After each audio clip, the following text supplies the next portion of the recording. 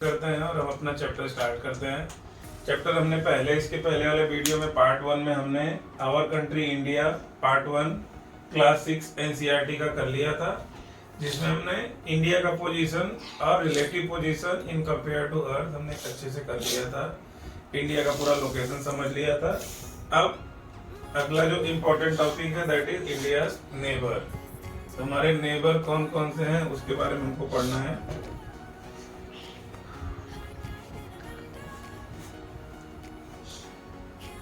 हमारे नेबर कौन कौन है और कौन कहाँ सिचुएटेड है, लोकेटेड है, वो हमको देखना है। तो सबसे पहले अगर हम देखने जाएं तो ये एरिया है, ये एरिया कौन है? पाकिस्तान।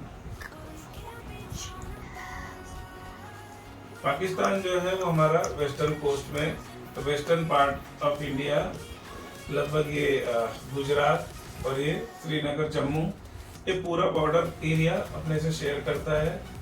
पहले बात करें पार्टीशन से पहले तो शायद हमारा कंट्री एक ही था, अभी डिवाइड हो गई। ये पोर्शन जो है पाकिस्तान के पास है, बाकी सब इंडिया है। अभी एक कंट्री यहाँ पे और आता है, उसका नाम क्या है? अफगानिस्तान।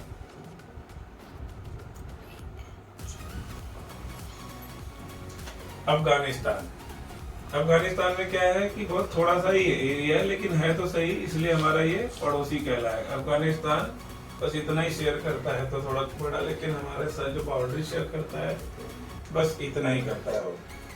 अब मैं जरा कलर चेंज कर लेता हूँ पेन का, just a second. Next is, अब यहाँ से देखते हैं हम लोग, तो ये जाता है हमारा चाइना। हमको रिलेटिव पोजीशन याद रखना है कि कौन सी तरफ कौन सी कंट्री है। पाकिस्तान, अफगानिस्तान, फिर आता है चाइना। चाइना के बाद यहाँ भी एक कंट्री है हमारा पड़ोसी मुल्क, इसका नाम है नेपाल। इसका नाम है नेपाल। और यहाँ पे एक पड़ोसी कंट्री है, उसका नाम है भूटान। भूटान, ठीक है। So this is Nepal, this is Bhutan, Pakistan, Afghanistan, China, छोटा सा कंट्री नेपाल है, छोटा सा भूटान है। फिर इधर का जो एरिया है ये है म्यांमार।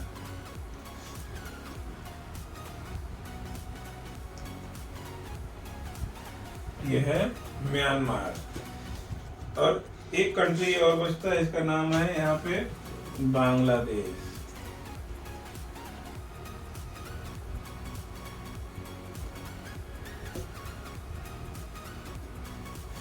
ये है बांग्लादेश।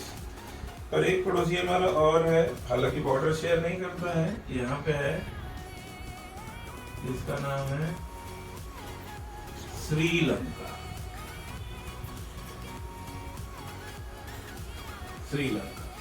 सो कितने कंट्रीज हमारे हुए? नंबर 1 पाकिस्तान, नंबर 2 अफगानिस्तान,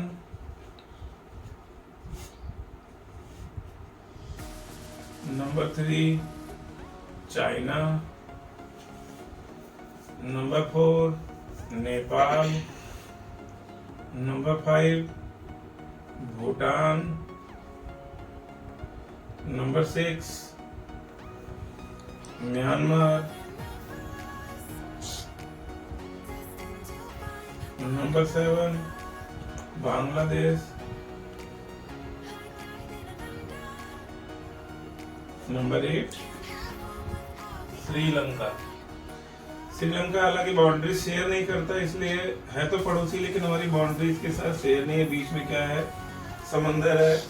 सो हम लोग सिर्फ पड़ोसी के नाते जो है, जो बाउंड्री शेयर करता है, उसकी लिस्ट की बात करें तो सिर्फ बांग्लादेश तक ही हम इस लिस्ट को लिमिट रखते हैं। सबसे ज्यादा जो बाउंड्री जिस कंट्री का है अपना, उसका नाम भी हमको याद करना है। But let us see what is given in the book, then we will learn the other things. There are 7 countries that share the land boundaries with India. Sri Lanka मैंने बताया ये बाउंड्री शेयर नहीं करता, बीच में समंदर का स्ट्रेच है, इसलिए हम लोग इसको बोलेंगे कि भाई ये this is not the country which share the boundary with India. अब बाउंड्री शेयर कौन कौन करता है, फाइंड आउट द नेम्स।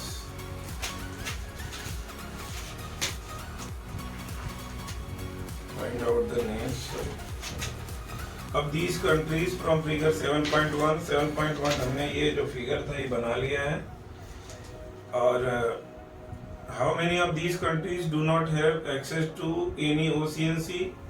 अभी इसमें से लैंड लॉक्ड कौन कौन से हैं जिनके पास ओशियन का वो नहीं है, तो हम एक बार देख लेते हैं 7.1 में। तो 7.1 में अफगानिस्तान हो गया जिसमें ओशियन नहीं, यहाँ पे ओशियन है, ये पाकिस्तान का पूरा पोर्शन। अफगानिस्तान के पास ओशियन का बाउंड्री नहीं है, नेपाल के पास नहीं है, भूटान के पास नहीं है। नेपाल और भूटान 3 कंट्री ऐसे हैं जिनके पास, चाइना भी है लेकिन चाइना अलग तरह से उसके पास है।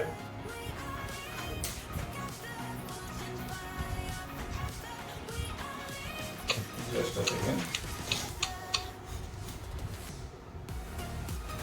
Across the sea to south lie our island neighbor Sri Lanka and Maldives. Sri Lanka is separated from India by Pak Strait.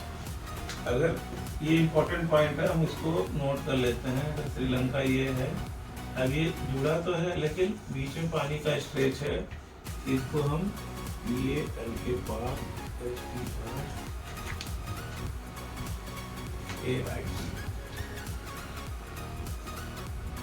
Sri Lanka और इंडिया के बीच में जो पानी का स्ट्रेच है उसको क्या बोलते हैं, मतलब Sri Lanka and India is divided by पाक स्ट्रेट, इसको बोलते हैं पाक स्ट्रेट।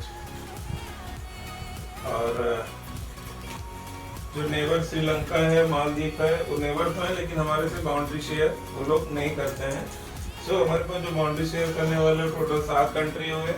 7 कंट्री में से 1 2 3 कंट्री ऐसे हैं जिनके पास खुद का कोस्टल एरिया इनके पास नहीं है, समंदरी लैंडलॉक्ड कंट्रीज है, चारों तरफ से जमीन से घिरे हुए हैं। जैसे नेपाल, एक साइड इंडिया एक साइड चाइना, भूटान एक साइड इंडिया एक साइड चाइना, म्यांमार का यहाँ इंडियन ओशियन यानी बे ऑफ बंगाल में बॉर्डर है, बांग्लादेश का भी बॉर्डर, मतलब ये जो बॉर्डर एक है वो समुद्री एरिया है।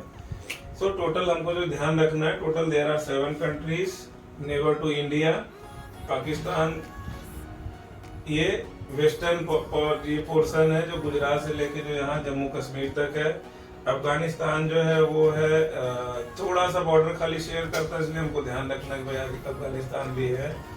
चाइना है, नेपाल है, भूटान है, म्यांमार है और बांग्लादेश। अभी जो बांग्लादेश है ये पहले, अभी इसको वेस्ट, पहले ईस्ट बंगाल था जो उसके बाद ये सेपरेट हो गया था इंडिया से। जब आज़ादी से पहले ये भी पार्ट हुआ करता था इंडिया का। Let us proceed further. So हमने अभी इंडिया के नेबर्स को कर लिया है एज पर योर स्टैंडर्ड और बुक जो है। अब हम आगे बढ़ते हैं। Next point is political and administrative division.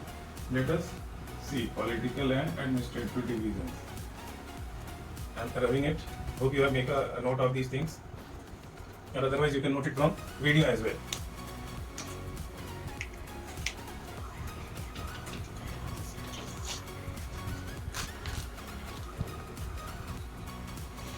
चलो आगे। India is vast country for administrative purpose. The country is divided into 8 state and 28 state and 8 union territories. अब ये चेंज हो चुका है लेटेस्ट में, एक अच्छा सा वो बना के आपको डाल दूंगा वीडियो में ही, you can refer it. Now it has been change. Delhi is national capital. The state has been found mainly on the basis of languages. जो स्टेट बनाए गए थे वो किसके बेसिस बनाए गए थे, वो लैंग्वेज के बेसिस बनाए गए थे। तो 28 स्टेट जो आज की डेट में है। अभी फिजिकल डिवीजन की बात करते हैं। What is physical division? India is marked by diversity of physical features such as mountain, plateau, plains, coast and islands. Standing as sentinels in north are the lofty snow capped Himalaya. Himalaya north में है, हमने पहले पढ़ा था लेकिन फिर से हम देख लेते हैं क्योंकि हम फिजिकल कंडीशन ऑफ इंडिया देख रहे हैं। तो ये क्या है, लॉफ्टी हिमालय। हिमालय ठीक है। हिमालय मीन्स हिम और आलय। हिमालय को क्या बोलते हैं, हिम प्लस आलय।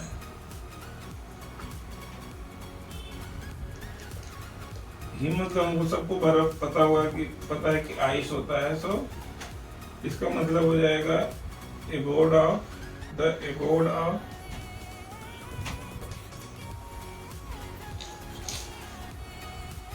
the abode of snow। Snow से ढका हुआ पूरे तरीके से हिमालय, और ये नॉर्थ एरिया में पड़ता है। ठीक है। Himalayan mountains are divided into 3 main parallel ranges. अब इसमें क्या है, हिमालय में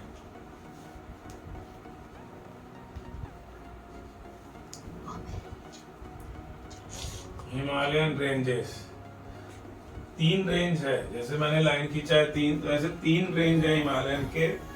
वो हम लोग देख लेते हैं क्या है।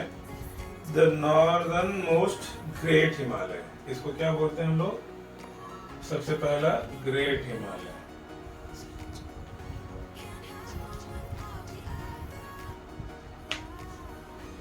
ग्रेट हिमालय ये जो है फर्स्ट वन वाला है।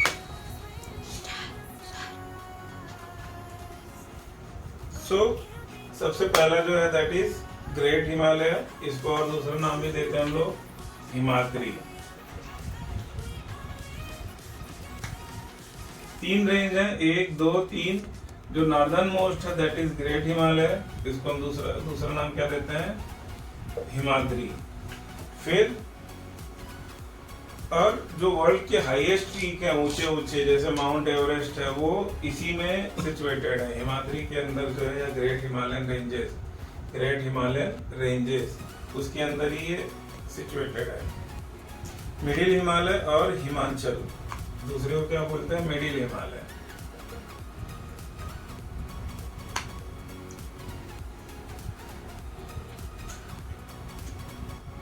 या हिमाचल, मिडिल हिमालय और हिमाचल। ये कौन है, बीच वाला है। ये कौन सा है, बीच वाला है।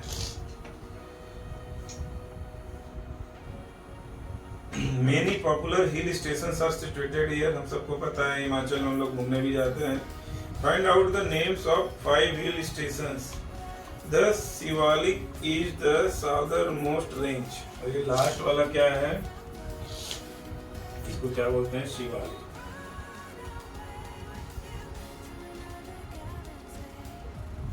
शिवालिक क्या है, सदर्न मोस्ट रेंज। सो हमको अब याद रखना है कि हिमालय में 3 रेंजेस है। जो नॉर्दर्न मोस्ट है ग्रेट हिमालय, उसको हिमाद्री बोलते हैं। जो बीच वाला है मिड रेंज है that is middle Himalaya, also called Himachal. And the last one is Shivalik ranges. अभी the northern Indian plains lies to the south of Himalaya. अब ये जो पोर्शन है, दिस पोर्शन इज, ये इंडियन प्लेन एरिया है,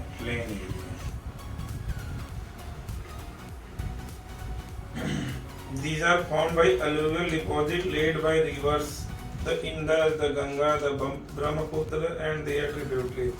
बहुत सारे रिवर्स होते हैं जो हिमालयन रेंजेस से आते हैं, और ये पूरा जो मैदान या प्लेन्स है तो उसको किसने बनाया हुआ है, ये जो अलुवियल सॉइल से बना हुआ है, जो नदी के द्वारा लाया जाता है। ऐसे आके मान लो ये गंगा नदी हो गई, ऐसे ही ब्रह्मपुत्र नदी है, इधर से निकलती है, ऐसे ही बहुत सारे इसकी ट्रिब्यूटरीज करके हैं, रिवर्स हैं ये, जो क्या बनाते हैं, प्लेन्स। अलुवियल सॉइल, जब बारिश ज्यादा होती है तो मिट्टी कट के आती है, फ्लड होता है, फिर चारों तरफ इसको फैल के ये लोग फर्टाइल सॉइल बनाते हैं, फर्टाइल लैंड बनाते हैं, और उसको क्या बोलेंगे, alluvial soil. These river plains provide fertile land for cultivation. This is the reason high concentration of population in these plains. So ये जो प्लेन एरिया है इसमें क्या होगा, जो पॉपुलेशन का कंसंट्रेशन ज्यादा होगा। क्यों ज्यादा होगा? क्योंकि यहाँ पे फर्टाइल लैंड मिलता है कल्टीवेशन के लिए, प्लेन एरिया है, सो रोड बनाना, ट्रेन के लिए ट्रैक बनाना, या कोई भी जो लाइफ स्टाइल है वो आसानी से दिया जा सकता है, क्योंकि बहुत ज़्यादा हार्श कंडीशन भी इसमें नहीं होता है कि भाई एकदम हार्श कंडीशन है, हमको रहने के लिए बहुत सारा एडजस्टमेंट करना पड़ रहा है, ऐसा नहीं है। This is providing the perfect condition for living, including all the required food resources and all that. So here in this area the population concentration is much higher. Let us proceed further. In the western part of India lies Great Indian Desert. Great Indian Desert. Great Indian Desert कहाँ है? ये area पे desert है, यहाँ पे ऐसा कह सकते हैं, क्योंकि ये एरिया में गर्मी ज़्यादा है, नदियाँ इधर इतनी नहीं हैं, और जो हिमालय की नदियाँ हैं ज़्यादातर यूपी और बिहार से होकर निकल जाती हैं, थोड़ा पंजाब में उधर से निकल जाती हैं। इधर की जो नदियाँ हैं ज़्यादातर उसको फीड कौन करता है? वेस्टर्न घाट। यहाँ पे क्या है? वेस्टर्न घाट। वेस्टर्न घाट, ये वेस्टर्न घाट है, तो ये जो नदियों को फीड करने वाला कौन है? वेस्टर्न घाट है। Western Ghat itself is not very high ranges. So problem क्या होता है कि इतना हाई नहीं है तो पूरे थ्रू आउट उनको वाटर नहीं मिलता है, कि जैसे हिमालय में क्या है, ग्लेशियर जो है वो पिघल के थ्रू आउट नदियों को पानी पूरे साल देते रहते हैं, इसलिए इसको एनुअल रिवर बोलते हैं। लेकिन इनके यहाँ जो पानी होता है, जो इस वेस्टर्न घाट से जो नदियाँ निकलती जाती है, उनका जो पानी होता है वो रेन के टाइम पे ज्यादा होता है उनका। जब रेनी सीजन होता है तब उनके पास पानी ज्यादा होता है, बट जब रेनी सीजन निकल जाता है उसके बाद जो सोर्स ऑफ वाटर होता है दैट रिड्यूसेस, पूरे साल में चलती है। और ये एरिया जो है मेनली राजस्थान हो गया या कुछ हो गया, तो ये एरिया जो क्या है that is forming great Indian desert, हमको ध्यान रखना है। It is a dry, hot and sandy stretch of land, it has very little vegetation. तो अब यहाँ पे जब डेजर्ट हमने बता दिया कि ये डेजर्ट है, तो यहाँ का क्लाइमेट कंडीशन क्या होगा? बहुत ही ड्राई होगा, मॉइस्चर कम होगा क्योंकि थ्रू पानी बारिश बहुत कम होती है, और वेजिटेशन भी कम होगा because source of water is very less. फिर आगे बढ़ते हैं southern south of northern plain lies peninsular प्लेटू। यहाँ पे जो है दिस एरिया मैं बता रहा हूँ आपको जस्ट एक इंडिकेशन में, इसको हम बोलेंगे southern प्लेटू।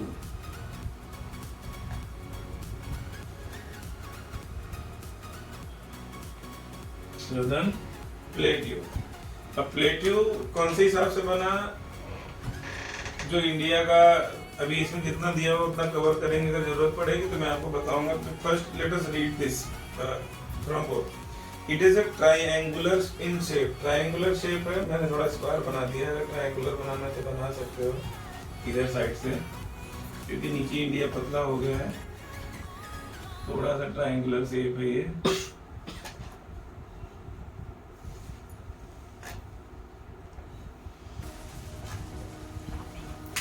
The relief is high, uneven. It is region with numerous high hill ranges and valleys. Aravalli Hills, one of the oldest ranges of the world, border it on the northwest side. Northwest side यानी northwest, ये side से अरावली हिल आती है, जो लगभग राजस्थान और दिल्ली तक जाती है अरावली हिल्स। अभी इस वर्ल्ड की सबसे पुरानी माउंटेन्स में अरावली हिल का भी नाम आता है, बहुत पुरानी हिल है। इवन ऊपर से इनका वेदरिंग हो चुका है और ऑलमोस्ट ये लैंड एरिया तक आ गई हैं, ऑलमोस्ट ये लैंड एरिया तक आ गई हैं। आगे बढ़ते हैं हम लोग। The Vindhyas and Satpura are the important ranges. जो अभी गुजरात में भी देखें तो सतपुरा रेंजेस हैं, जो सतपुरा रेंजेस गुजरात में भी हैं, जो राजपीपला है उधर का एरिया हमको सतपुरा हिल्स बोलते हैं। विंध्यन जो विंध्याचल तक गया, बहुत पुरानी हिल्स हैं जो एक रेंज बना के विंध्याचल यूपी तक इस एरिया में ऐसे गया हुआ गुजरात से। तो गुजरात से होते होते यहाँ कहाँ तक है, ये लगभग विंध्याचल उत्तर प्रदेश तक बोल सकते हैं, वहां तक ये फैली हुई है। The river Narmada and Tapi flows through these ranges. अब इसके बारे में थोड़ा सा मैं इम्पोर्टेंट बता दे रहा हूँ, आपको लिख लेना है, it is very important. River Narmada और तापी, नर्मदा एंड तापी रिवर, दो नदियां, एक 1 और एक 2। It is very important river of Gujarat. It is very important river of Gujarat. Narmada नदी और तापी नदी, इनका सबसे पहले एग्जाम पॉइंट ऑफ व्यू से भी इंपॉर्टेंट इसलिए है कि ये जो फ्लो करती नदियां, इनका फ्लो है, flow from east to west. अगर मेजर नदियों की बात करें और ये दो नदी छोड़ दें तो बाकी सब नदियां वेस्ट टू ईस्ट बहती हैं और बे ऑफ बंगाल में जाके गिरती हैं। ये दो नदियां, जो नर्मदा है, तापी है, गुजरात की बहुत ही फेमस नदी है। तापी नदी जो है वो सूरत में बेसिकली बहती है। नर्मदा नदी वेरियस पार्ट ऑफ गुजरात, ये एमपी से होकर वेरियस पार्ट ऑफ गुजरात होते हुए ये भी अरेबियन सी में जाके गिरती है। तो तापी नदी और नर्मदा नदी और तापी नदी दोनों गुजरात की फेमस नदियां हैं और ये जाके कहाँ गिरती हैं, अरेबियन सी में। हमको अभी इसमें ये ध्यान रखना है कि इनका जो फ्लो होता है, नदी जो बहती है फ्रॉम ईस्ट टू वेस्ट बहती है। बाकी नदियां कैसे बहती हैं, वेस्ट टू ईस्ट जाके कहाँ गिरती हैं। ज्यादातर नदियां कहाँ से निकलती हैं, हिमालयन रेंजेस से निकलती हैं, इंडियन प्लेन्स को होते हुए जाके गिरती हैं बे ऑफ बंगाल ये एरिया में, इधर जाके समंदर में मिलती हैं। ये दो मेजर नदी नर्मदा और तापी है, जो ये वेस्टर्न घाट से ये पूरा एमपी से होते हुए आके गिरती है अरेबियन सी में। ये हमको ध्यान रखना है, that is important for your in the exam point of view. The western Ghat and Sahyadri border the plateau in the west and eastern Ghat provide eastern boundary. Eastern Ghat ये हो गया, ये वेस्टर्न घाट है। तो प्लेट्यू के लिए वेस्टर्न बॉर्डर है, वो कौन बनाता है, वेस्टर्न घाट, और ईस्टर्न बॉर्डर कौन बनाता है, ईस्टर्न घाट बनाता है। While the western Ghats are almost continuous, the eastern Ghats are broken and uneven. अब देखो इसमें जो है अगर हम बात करें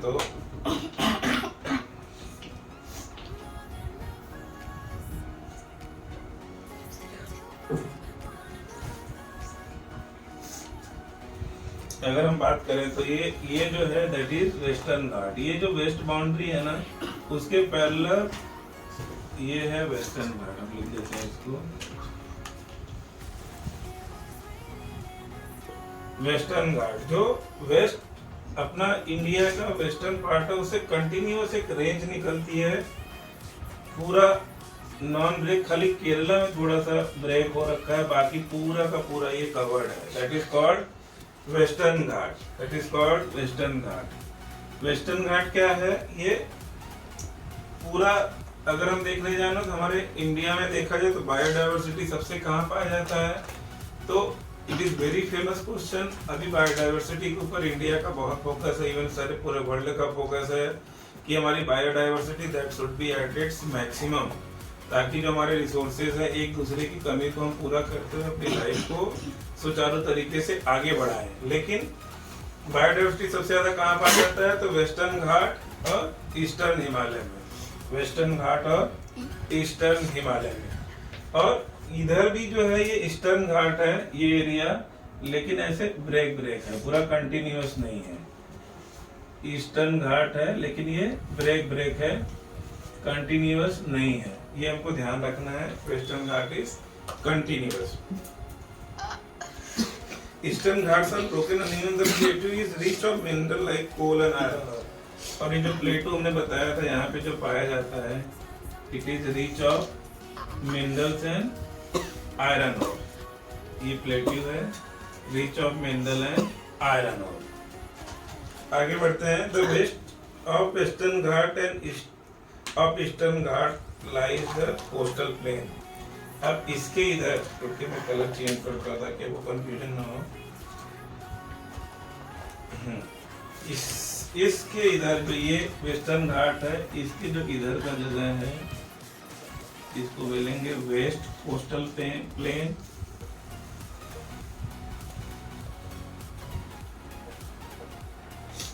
वेस्ट कोस्टल प्लेन, और इसको बोलेंगे ये जो पोर्शन है ईस्टर्न घाट और समंदर का किनारा जैसे बोल लेते हैं, ईस्ट कोस्टल प्लेन। सो जो वेस्टर्न घाट और इधर जो कोस्टल एरिया उसके बीच का जो लैंड उसको बोलेंगे वेस्ट कोस्टल प्लेन, और ये ईस्टर्न घाट और कोस्ट के बीच का जो एरिया उसको बोलेंगे east coastal plain. The western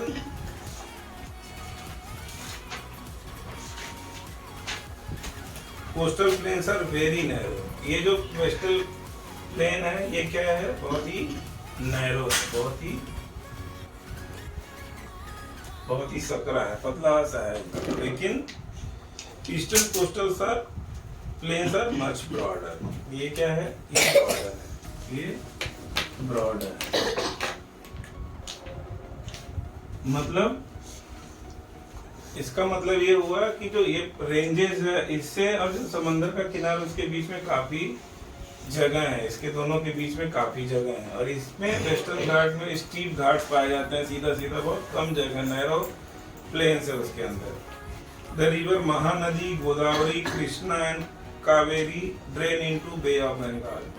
अब ये नदियां हैं, ज्यादातर सब नदियां, अगर मैं बोलूं कि ये नर्मदा और तापी को छोड़कर ज्यादातर नदियां जो है बे ऑफ बंगाल में ही जाती हैं। उसमें महानदी है, गोदावरी है, कृष्णा और कावेरी, ये सब भी कहाँ जाती हैं, बे ऑफ बंगाल में। द रिवर्स है found fertile deltas at their mouth. The Sundarban delta is found where the Ganga and Brahmaputra flow into the Bay of Bengal.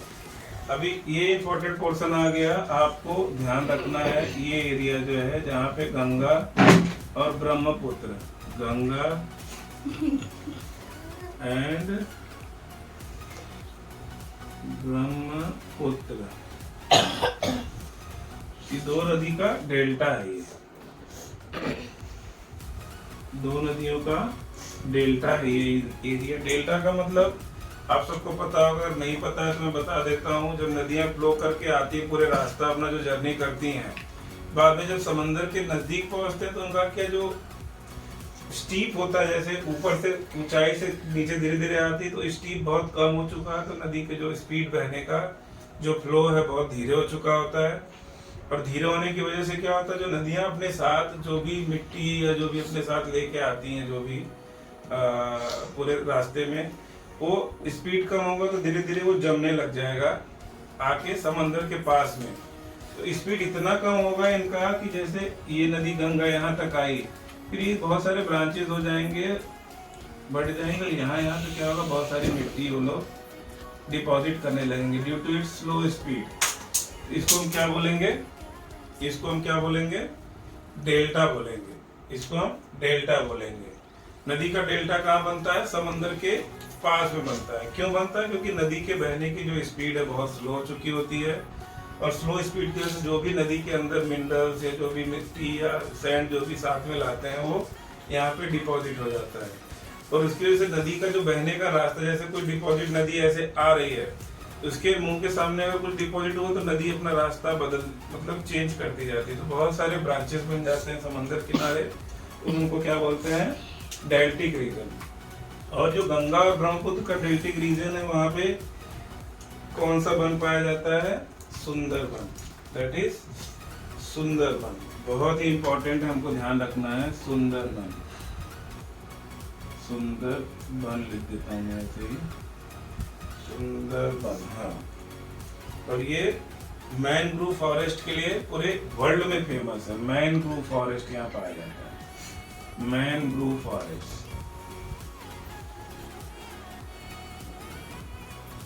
आप सब लोग नोट कर लीजिए, जो गंगा और ब्रह्मपुत्र का डेल्टिक रीजन है वो मैंने बताया, ये वेस्ट बंगाल में पाया जाता है।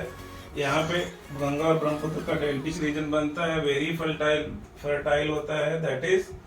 और वहाँ पे जो फॉरेस्ट पाया जाता है उसको हम बोलते हैं सुंदरबन, और ये फॉरेस्ट उसको हम मैनग्रोव फॉरेस्ट बोलते हैं। That is very important. Mangrove forest सबसे इंडिया का सबसे बड़ा कौन सा है? सुंदरबन है। मैनग्रोव के बारे में, प्लांट कैसे होते हैं, उनके कैरेक्टरिस्टिक्स क्या होते हैं, हम लोग एक सेपरेट वीडियो बनाएंगे। अभी इस चैप्टर को खत्म करने की कोशिश करते हैं, ठीक है? आगे बढ़ते हैं। Only one paragraph is remaining, so let us finish this chapter. Two groups of Iceland also form part of India. एक तो क्या है? लक्षद्वीप है, located in Arabian Sea. Lakshadweep इधर आएगा, ये पोर्शन पे लक्षद्वीप आएगा। छोटे छोटे द्वीप है, टापुओं समंदर के अंदर है। ये भी इंडिया का पार्ट ही है, कोस्टल एरिया। लोग घूमने पिकनिक मनाने के लिए वहाँ जाते रहते हैं। फिर These are coral island located off the Kerala. ये कोरल आइलैंड है। लक्षद्वीप क्या है? ये कोरल आइलैंड है। हमको ये सब चीजें नोट करनी है ताकि हमको बेस्ट तरीके से परफॉर्म करना एग्जाम में। कोरल आइसलैंड है, पढ़ते उसको आइलैंड है लेकिन लिखते हैं आइसलैंड। सो कोरल आइलैंड है ये केरला के कोस्ट के सामने। इसको हम क्या बोलते हैं? Lakshadweep island. The Andaman and Nicobar lies to the south of Indian mainland, Bay of Bengal. Lakshadweep इधर पाया जाता है, इधर साइड में थोड़ा नीचे। इसको अंडमान और निकोबार इधर। ये लक्षद्वीप तुमने बता दिया, कोरल आइलैंड है। मैं लिख देता हूँ इसको